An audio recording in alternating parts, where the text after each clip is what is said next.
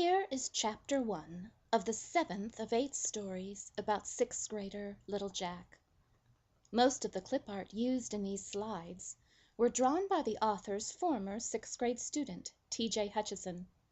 This very gifted young man drew many of the pictures utilized in Miss Debbie Dunn's conflict resolution curriculum. This 7th story is based on the 6th step of Joseph Campbell's hero's journey process. This 7th step is called the road back. Here you can see the 12 steps of Joseph Campbell's hero's journey process and the 7 main archetypes. This story will encompass steps 9 and 10, reward and the road back. In this 7th hero's journey tale, Little Jack is filled with questions. Before his cousin Jordan came to live with him and his mother, he could pretty much come and go as he pleased. Now that Jordan was there, Little Jack began to wonder if he would ever again be able to call his life his own. This story is called Little Jack's Reward. Please note, this boy is called Little Jack by the older guys he hangs out with after school. Why? One of the 8th grade boys is also named Jack. To avoid confusion, they call the older boy Big Jack and the 6th grade boy Little Jack.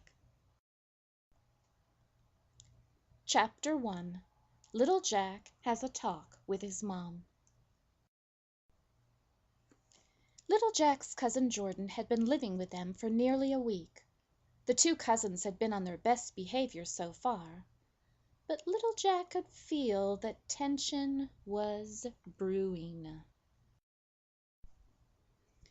It started on that first Saturday, when Jordan suddenly snapped at him and said, "Would you stop following me?" Little Jack flinched in surprise. He hadn't been following Jordan. Granted, he had been walking up the stairs behind Jordan, but that was only because he needed to get to his own room. He had no intention of following him into the guest room that was now being used as Jordan's bedroom. Little Jack said, "What's the matter with you anyway? I wasn't following you. I was just on my way to my own room." Jordan snapped once again, "Yeah, right." Jordan walked into the guest room and slammed the door.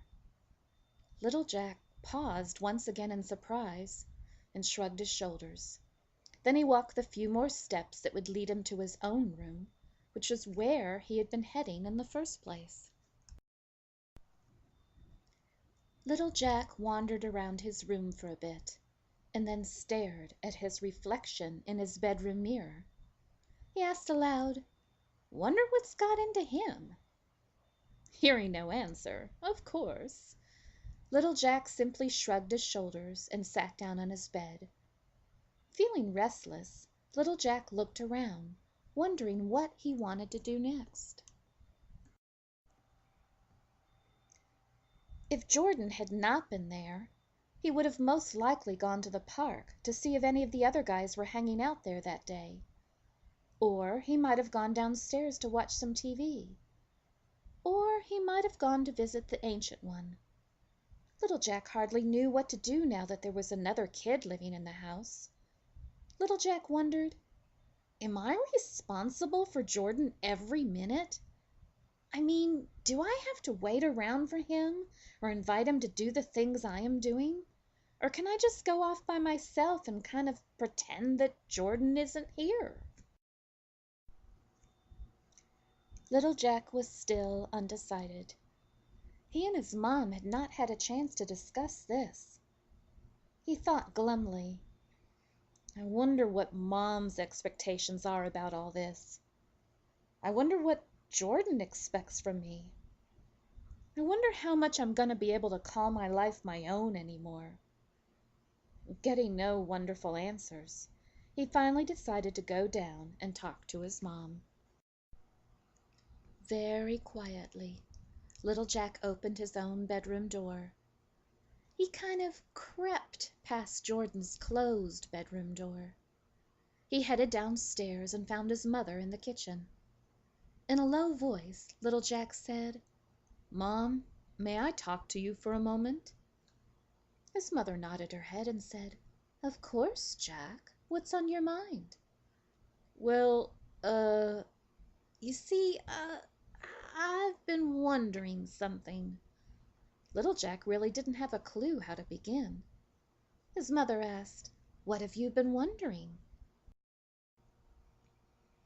Little Jack said, "Well, now that Jordan is living here, uh, well, he's living here, you know." His mother said, "Yes, I know he's living here, Jack. What are you trying to say?" "Well," little Jack stumbled, "it's not like he's a guest if he's living here, right? I mean, it's almost like he's my brother now rather than my cousin, right?" "Jack," his mother asked curiously, "what are you trying to get at?" Little Jack said, "Well, if he's a guest, I guess that would mean I would be required to entertain him at every moment. But if he's living here, well, then I would think that he could be responsible for himself, right? I mean, like, I wouldn't have to entertain him, right?" Little Jack finally got the words out that had been confusing him so much. Now he wondered what his mother was going to answer. "Oh," his mother said, "I see where you're going with all this. You want to know if you are to be allowed to carry on with your life and your interests like you always have, without regard to whether or not Jordan is living with us now." Little Jack said, "Well, yeah, something like that. I mean, that would be okay, wouldn't it?"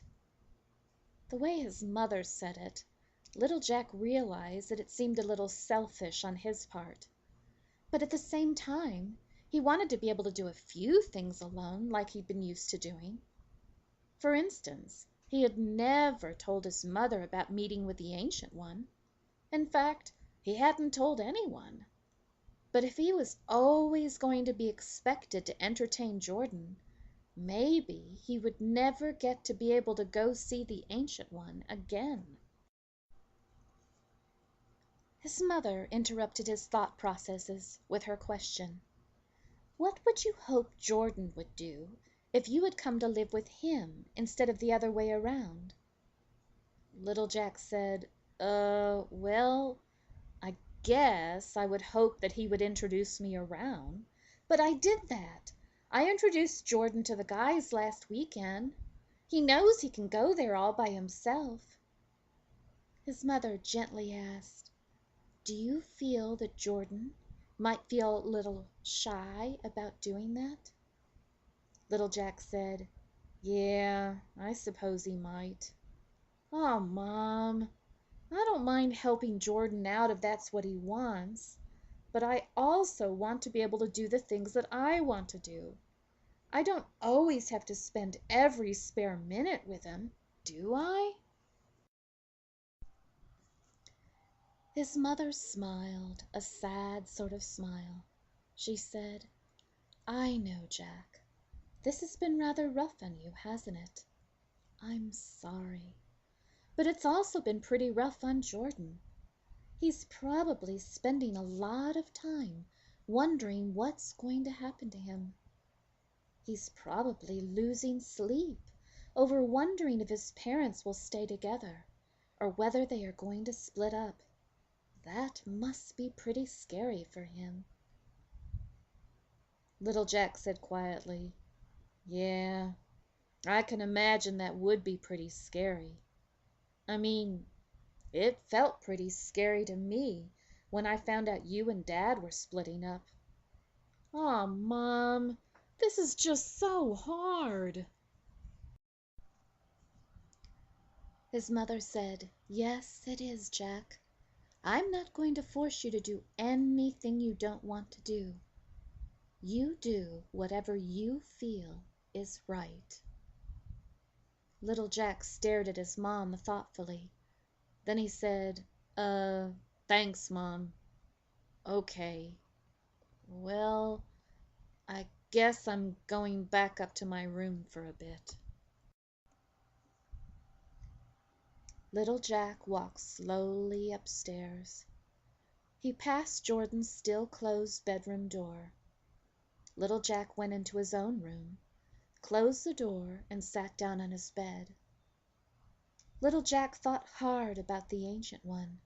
He thought, "I wish I could talk to the Ancient One right now. I wonder if I tried to bring Jordan to see the Ancient One, whether he would even be there. Am I the only one who can see the Ancient One? Or would Jordan be able to see him too?" Little Jack had so many questions running through his head with no answers. Tune in to the second chapter of this video called Little Jack's Reward.